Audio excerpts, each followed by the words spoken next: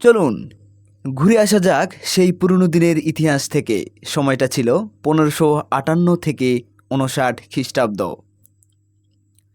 সুলতান গিয়াসউদ্দিন বাহাদুর শাহের আমলে নির্মিত হয় এই কুসুম্বা মসজিদ। কুসুম্বা মসজিদকে ঘিরে সমগ্র বাংলাদেশের মানুষের কৌতূহল এবং সকলেই এখানে দর্শনার্থী হিসেবে এসে থাকেন এবং তাদের মনের ইচ্ছা আকাঙ্ক্ষা নিয়েও অনেকেই মসজিদে উপস্থিত হন, সেখানে নামাজ আদায় করে এবং তাদের মনের আশাগুলো পূর্ণ করার জন্য আল্লাহ তাআলার কাছে প্রার্থনা করে। এছাড়াও আরেকটা বিষয় রয়েছে এখানে, যে সকল ধর্মের মানুষই প্রায় এখানে এসে থাকে, তবে তারা নামাজ হয়তোবা আদায় না করলেও কিন্তু তাদের ধর্মের অনুসারে তারা সেখানে প্রার্থনা করে।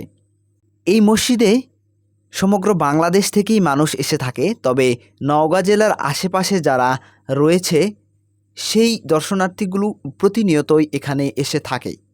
যেহেতু এটি নওগাঁ জেলার মান্দা উপজেলায় অবস্থিত, সে কারণে এই এলাকার লোকজন সচরাচর এই জায়গাটাতে এসে থাকে। আমরা মূলত গিয়েছিলাম আমাদের ব্যক্তিগত একটি কাজে, সেই কাজের ফাঁকে আমরা মসজিদটি দেখার চেষ্টা করলাম। তবে সেদিন ছিল শুক্রবার না থাকার কারণে সেখানে তেমন কোনো লোকজনের সমাগম ছিল না। তারপরেও সেখানে অল্প কিছু লোকজন ছিল। আমরা সেখানে দুপুরে উপস্থিত হয়েছিলাম এবং দুপুরে ওখানেই নামাজটা পড়ি এবং নামাজ শেষে আমাদের রিজেকে সেই তাবারকও জুটেছে। মসজিদটির সামনে রয়েছে বিশাল এক জলাশয়, যা দিঘি নামে পরিচিত।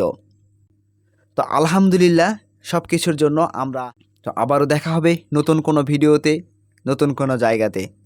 খোদা হাফেজ।